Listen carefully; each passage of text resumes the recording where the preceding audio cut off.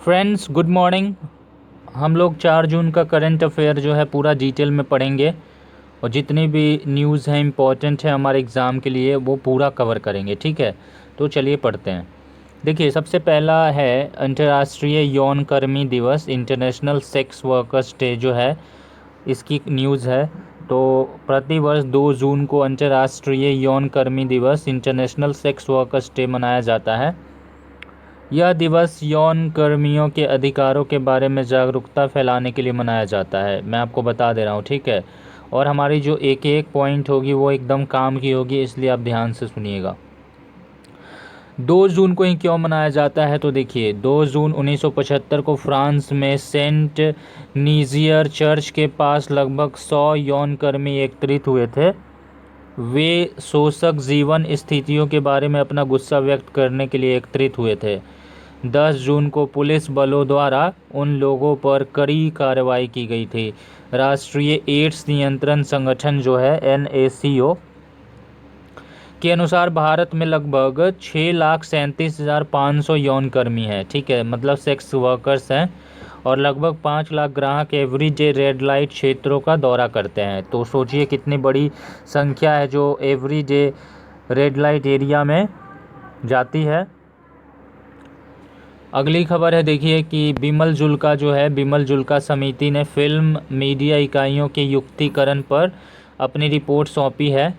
तो अगर विस्तार से खबर पढ़ें तो देखिए 2 जून 2020 को सूचना और प्रसारण मंत्रालय के तहत संचालित फिल्म मीडिया के युक्तिकरण पर बिमल जुल्का समिति ने मंत्रालय को अपनी रिपोर्ट सौंपी।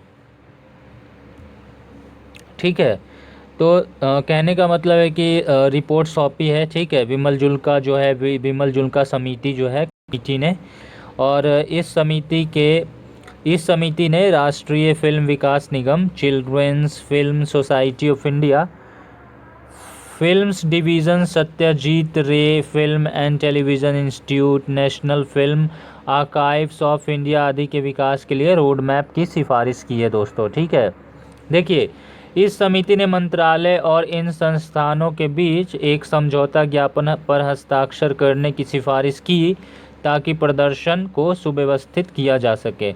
इस समिति ने फिल्म प्रमोशन फंड बनाने की भी सिफारिश की है। दोस्तों, बिमल जुल्का समिति की बात हो रही है, मैं आपको बता दे रहा हूँ। इन फंड्स का उपयोग स्वतंत्र फिल्म निर्माताओं को व्यावसायिक फिल्में बनाने के लिए किया जाएगा। ठीक है, देखिए समिति ने राजस्व सृजन को बेहतर बनाने और संस्थानों को वित्तीय रूप से आत्मनिर्भर बनाने के उपाय सुझाए हैं। देखिए अगली खबर पढ़ें तो भारत सरकार नई STIP विज्ञान प्रौद्योगिकी और नवाचार नीति तैयार करेगी। ठीक है, देखिए खबर इस प्रकार है कि विज्ञान और प्रौद्योगिकी विभाग के साथ भारत सरकार के प्रधान वैज्ञानिक सलाहकार कार्यालय संयुक्त रूप से राष्ट्रीय विज्ञान प्रौद्योगिकी और नवाचार नीति 2020 तैयार करेगा। ठीक है, इस नीति को बॉटम अप विकेंद्रीकृत प्रक्रिया में तैयार किया जाएगा। 5वीं विज्ञान और प्रौद्योगिकी नीति भारत सरकार द्वारा बनाई जाएगी क्योंकि देश और दुनिया कोविड-19 महामारी की समस्याओं से निपट रही है। दोस्तों, हम लोगों को सबको पता है। देखिए इस नीति को 4 इंटरलिंक्ड ट्रैक्स में तैयार किया जाएगा। ठीक है, ट्रैक जो है ट्रैक्स में तैयार किया जाएगा। तो ट्रैक 1 है, इस ट्रैक में व्यापक विशेषज्ञ और सार्वजनिक परामर्श प्रक्रिया शामिल है। ठीक है, और परामर्श विज्ञान नीति फोरम के माध्यम से किया जाएगा। ठीक है ना। और ट्रैक 2 में यह ट्रैक विशेषज्ञ द्वारा संचालित विषयगत परामर्शों का उपयोग करेगा, और यह ट्रैक साक्ष्य आधारित जानकारी और अनुशंसा को नीति ड्राफ्टिंग समिति तक पहुंचाएगा। ठीक है दोस्तों, लगभग 21 विषयगत समूह गठित किए गए हैं। ट्रैक 2 की बात हो रही है दोस्तों। और ट्रैक 3 की बात करें तो इस ट्रैक में मंत्रालय से परामर्श शामिल है। ट्रैक 4 की बात करें तो इस ट्रैक में शीर्ष स्तर के बहु हिस्सेदारी धारक परामर्श शामिल हैं दोस्तों। ठीक है, और इस ट्रैक में औद्योगिक निकायों, संस्थागत नेताओं, वैश्विक भागीदारों और अंतर्राज्यीय परामर्शों को अपनाया जाएगा। लगभग 25 पॉलिसी रिसर्च फेलो और विज्ञान व प्रौद्योगिकी विभाग से जुड़े वैज्ञानिक नीति बनाने में शामिल होंगे। इस नीति में कोविड-19 से सीखे गए सबक भी शामिल होंगे दोस्तों। अगली खबर को पढ़ें तो देखिए, भारत सरकार ने डेयरी किसानों के लिए किसान क्रेडिट कार्ड योजना लॉन्च की है। 2 जून 2020 को भारत सरकार ने डेयरी किसानों की मदद के लिए किसान क्रेडिट कार्ड अभियान लॉन्च किया। लगभग 1.5 करोड़ डेयरी किसानों को किसान क्रेडिट कार्ड प्रदान किए जाएंगे। इस योजना के तहत भारत सरकार उन किसानों को किसान क्रेडिट कार्ड प्रदान करेगी जो दूध उत्पादक कंपनियों से जुड़े हुए हैं। दोस्तों, पशुपालन विभाग ने संबंधित परिपत्रों को आगे बढ़ा दिया है। भारत में दुग्ध संघ से जुड़े करीब 1.7 करोड़ किसान हैं। वे डेयरी सहकारी आंदोलन के तहत पंजीकृत थे।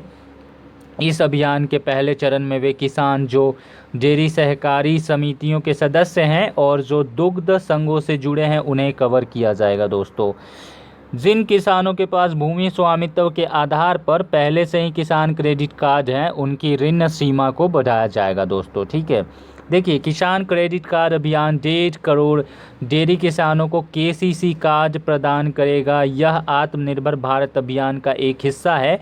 यह योजना उन किसानों को भी 5 लाख करोड़ रुपए की अतिरिक्त तरलता प्रदान करेगी जो कोविड-19 आर्थिक संकट से जूझ रहे हैं। ठीक है दोस्तों, देखिए, दिल्ली सरकार ने लॉन्च की है दिल्ली कोरोना ऐप। 2 जून 2020 को दिल्ली के मुख्यमंत्री अरविंद केजरीवाल ने दिल्ली कोरोना ऐप लॉन्च की। यह एप्लीकेशन शहर में वेंटिलेटर और अस्पताल में बेड से संबंधित सभी आवश्यक जानकारी प्रदान करेगी।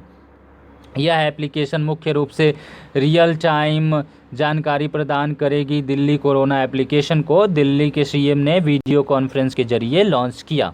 यह एप्लीकेशन शहर में अस्पताल के बेड और वेंटिलेटर की उपलब्धता से संबंधित जानकारी प्रदान करेगी। दोस्तों, ठीक है, यह अब गूगल प्ले स्टोर पर भी उपलब्ध है। हाल ही में ऐसी शिकायतें थी कि गंभीर रूप से बीमार कोविड-19 रोगियों के इलाज के लिए दिल्ली में पर्याप्त वेंटिलेटर और बिस्तर नहीं है। इसके समाधान हेतु यह एप्लीकेशन लॉन्च की गई है। दिल्ली में कोरोना वायरस के मामलों की संख्या 20,000 को पार कर चुकी है। यह एप्लीकेशन शहर में वेंटिलेटर और बेड से संबंधित जानकारी प्रदान करेगी। एक व्यक्ति जिसे कोविड-19 उपचार की आवश्यकता होती है वह 1031 पर कॉल करके वेंटिलेटर और बेड की उपलब्धता के बारे में जानकारी प्राप्त कर सकता है। उसे दिल्ली में बिस्तर की उपलब्धता की स्थिति के बारे में नंबर डायल करने पर एक एसएमएस प्राप्त होता है। दिल्ली में कुल 302 वेंटिलेटर हैं, इनमें से 210 रिक्त हैं। एप्लीकेशन में जानकारी दिन में 2 बार अपडेट की जाती है। दोस्तों, अगली खबर पढ़े तो आत्मनिर्भर भारत अभियान के तहत 3,200 करोड़ रुपए के ऋण स्वीकृत हुए हैं। दोस्तों, ठीक है, देखिए, 3,200 करोड़ रुपए की ऋण स्वीकृति हुई है। 2 जून 2020 को सार्वजनिक क्षेत्र के बैंकों ने 200 करोड़ रुपए के संपार्श्विक मुक्त ऋण मंजूर किए। ठीक है दोस्तों, सार्वजनिक क्षेत्र के बैंक आत्मनिर्भर भारत अभियान के तहत 3,200 करोड़ रुपए प्रदान करेंगे। इससे MSME, micro small and medium enterprises को फायदा होगा जो 3,000 से अधिक टियर 2 शहरों में स्थित है। यह ऋण एमएसएमई को किराए के लिए अपने खर्चों को पूरा करने, सामानों की खरीद और वेतन के भुगतान में मदद करेंगे। ठीक है दोस्तों, देखिए, केंद्रीय वित्त मंत्री निर्मला सीतारमण ने आत्मनिर्भर भारत अभियान योजना के तहत 20 लाख करोड़ रुपए के आर्थिक पैकेज की घोषणा करते हुए कहा था कि 1 साल की मोहलत के साथ संपार्श्विक मुक्त ऋणों का प्रावधान किया जाएगा। ठीक है दोस्तों, ये ऋण वे हैं जो अब सार्वजनिक क्षेत्र के बैंकों द्वारा प्रदान किए जा रहे हैं। अगली खबर पढ़े दोस्तों तो विश्व स्वास्थ्य संगठन ने कोविड-19 टेक्नोलॉजी एक्सेस पूल लॉन्च किया है। कोस्टा रिका और विश्व स्वास्थ्य संगठन ने सीटीएपी को लॉन्च किया है। सीटीएपी कोविड-19 टेक्नोलॉजी एक्सेस पूल है। सीटीएपी वैश्विक समुदाय के लिए सूचना, वैज्ञानिक ज्ञान और बौद्धिक संपदा के लिए वन स्टॉप शॉप के रूप में कार्य करेगा। लगभग 30 देशों, संस्थानों और अंतर्राष्ट्रीय भागीदारों ने सीटीएपी का समर्थन करने के लिए हस्ताक्षर किए। दोस्तों, ठीक है, यह एक पहल है जिसका उद्देश्य टीकों, परीक्षणों, स्वास्थ्य प्रौद्योगिकियों और उपचारों को बनाना है। ठीक है, यह पहल कोस्टा रिका के राष्ट्रपति कार्लोस अल्वाराडो द्वारा प्रस्तावित की गई थी। दोस्तों, ठीक है, यह पहल दवाओं, टीकों और अन्य तकनीकों की खोज में तेज़ी लाने में मदद करेगी जो कोविड-19 का उपचार करने में मदद करेगी। दोस्तों, ठीक है, पूल के 5 प्रमुख तत्व हैं और इस पूल के 5 मुख्य तत्वों में शामिल हैं, जो इस प्रकार हैं: जीन अनुक्रमों और डेटा का सार्वजनिक प्रकटीकरण, सरकारें और अन्य फंड जो दवा कंपनियों के साथ समझौते करने के लिए प्रोत्साहित की जाती हैं, संभावित टीके की लाइसेंसिंग, नैदानिक उपचार और अन्य स्वास्थ्य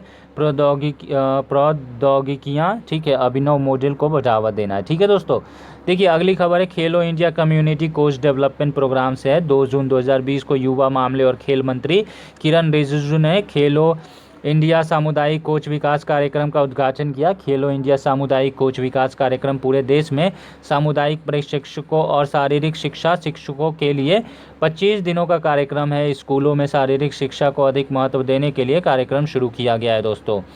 मानव संसाधन विकास मंत्रालय और युवा मामले और खेल मंत्रालय दोनों इस कार्यक्रम को हर स्कूल तक ले जाने के लिए मिलकर काम करेंगे दोस्तों। देखिए शारीरिक शिक्षा शिक्षकों और सामुदायिक प्रशिक्षकों के हर बच्चे तक पहुंचने में, उन्हें फिटनेस और खेल गतिविधियों में भाग लेने के लिए प्रेरित करने में प्रमुख भूमिका होती है। ठीक है, भारत सरकार ने लोगों को अपने जीवन में फिटनेस को अपनाने के लिए प्रोत्साहित करने के लिए कई कदम उठाए दोस्तों। फिट इंडिया मूवमेंट की शुरुआत पीएम मोदी ने की थी। इस आंदोलन ने आधुनिक जीवन शैली के विकारों के बीच स्वस्थ रहने की आवश्यकता पर प्रकाश डाला है दोस्तों। WHO के अनुसार 4 में से 1 वयस्क सक्रिय नहीं है। मैं बता दे रहा हूँ आपको, Indian council of medical research का कहना है कि गैर संचारी रोगों के कारण होने वाली मौतों में वृद्धि हो रही है। ठीक है दोस्तों, इसे केवल शारीरिक गतिविधियों के माध्यम से कम किया जा सकता है। मैं आपको बता दे रहा हूँ, नेशनल फैमिली हेल्थ सर्वे के अनुसार 11% महिलाएं और 15% पुरुष हाइपरटेंसिव हैं, यानी कि उनको हाइपरटेंशन की बीमारी है। फिटनेस व्यायाम उच्च रक्तचाप की स्थिति में सुधार करने में मदद करेगा दोस्तों। ठीक है, अगली खबर है, भारत सरकार ने इलेक्ट्रॉनिक सेक्टर के लिए लॉन्च की 3 योजनाएं। देखिए 2 जून 2020 को केंद्रीय मंत्री रविशंकर प्रसाद ने इलेक्ट्रॉनिक क्षेत्र के लिए 3 नई योजनाओं की शुरुआत की। यह योजनाएं हैं: उत्पादन लिंक्ड प्रोत्साहन योजना, क्लस्टर स्कीम EMC 2.0 और कंपोनेंट मैन्युफैक्चरिंग स्कीम। ठीक है, SPECS दोस्तों। ठीक है, मार्च 2020 में केंद्रीय मंत्रिमंडल द्वारा इन योजनाओं को मंजूरी दी गई थी। इन योजनाओं से निवेश आकर्षित करने की उम्मीद है दोस्तों। इससे 2025 तक मोबाइल फ़ोन और उनके पुर्जों के विनिर्माण को लगभग 10 लाख करोड़ रुपए तक बढ़ाने की उम्मीद है। साथ ही यह योजनाएं 5 लाख प्रत्यक्ष और 15 लाख अप्रत्यक्ष नौकरियों का सृजन करने में मदद करेगी। ठीक है दोस्तों, देखिए उत्पादन लिंक्ड प्रोत्साहन योजना भारत में निर्मित माल को 4% से 6% की प्रोत्साहन राशि प्रदान करेगी। ठीक है, और SPECS की बात करें तो इसका फुल फॉर्म होता है scheme for promotion of manufacturing of electronic components and semiconductors. SPECS पूंजीगत व्यय पर 25% की प्रोत्साहन राशि प्रदान करेगी। ठीक है दोस्तों, यह कुछ विशिष्ट सूचियों जैसे कि सेमीकंडक्टर उपकरणों, इलेक्ट्रॉनिक सामानों, प्रदर्शन निर्माण इकाइयों आदि तक विस्तारित की गई हैं। EMC 2.0 की बात करें तो संशोधित इलेक्ट्रॉनिक्स विनिर्माण क्लस्टर। ठीक है, EMC 2.0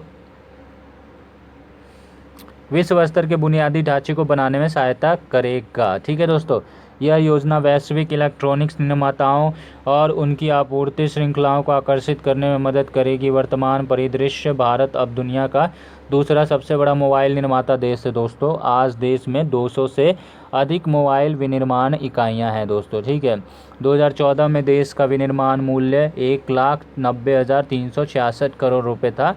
आज यह बढ़कर 4,58,000 करोड़ रुपए हो गया है। इलेक्ट्रॉनिक्स की वैश्विक हिस्सेदारी 2012 में 1.3% से बढ़कर 2018 में 3% हो गई है दोस्तों।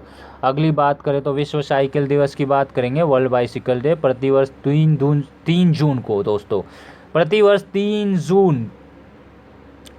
जून को विश्व साइकिल दिवस मनाया जाता है। संयुक्त राष्ट्र द्वारा पहला आधिकारिक विश्व साइकिल दिवस 3 जून 2018 को परिवहन के एक सरल, किफ़ायती, भरोसेमंद, स्वच्छ और पर्यावरणीय रूप से फिट टिकाऊ साधनों को प्रोत्साहित करने के लिए मनाया गया था। इसका उद्देश्य दैनिक जीवन में साइकिल के उपयोग को लोकप्रिय बनाना है। 2018 में संयुक्त राष्ट्र महासभा ने 3 जून को विश्व साइकिल दिवस के रूप में मनाए जाने की घोषणा की थी।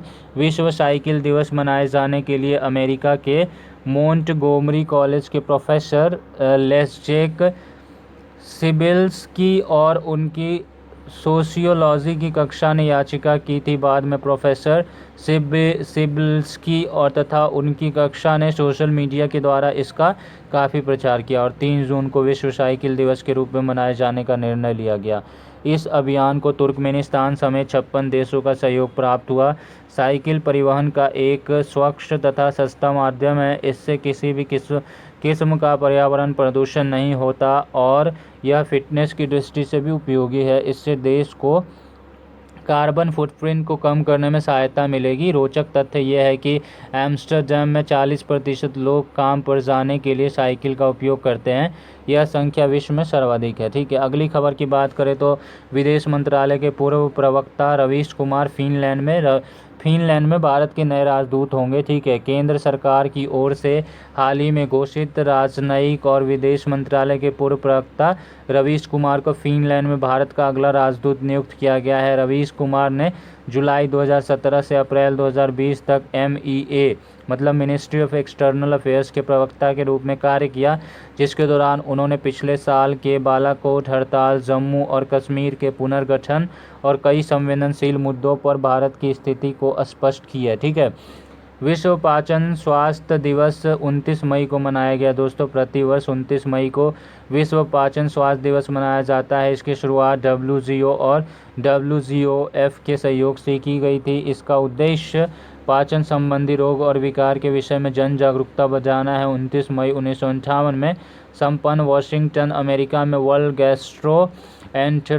की पहली विश्व कॉन्फ्रेंस की बैठक में विश्व पाचन दिवस मनाने की घोषणा की गई थी। गायत्री कुमार, अगली खबर है, गायत्री कुमार को ब्रिटेन में भारत का अगला उच्चायुक्त नियुक्त किया गया है। दोस्तों, विदेश मंत्रालय ने 2 जून 2020 को कहा कि अनुभवी राजनयिक गायत्री कुमार को ब्रिटेन में भारत का अगला उच्चायुक्त नियुक्त किया गया है। वर्ष 1986 बैच की भारतीय विदेश सेवा की अधिकारी कुमार रुचि घनश्याम की जगह लेंगी। वर्तमान में कुमार बेल्जियम, लक्समबर्ग और यूरोपीय यूनियन में बतौर भारतीय राजदूत सेवाएं दे रही हैं। विदेश मंत्रालय ने कहा कि जल्द ही उनके पदभार ग्रहण करने की उम्मीद है।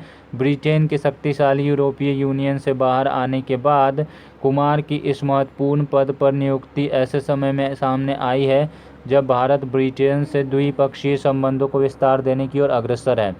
गायत्री कुमार पेरिस, काठमांडू, लिस्बन और जिनेवा के अलावा कई भारतीय मिशन में सेवाएं दे चुकी हैं। तो दोस्तों, thank you. Please subscribe the channel, like, share the video with your family and friends. जय हिंद, जय भारत।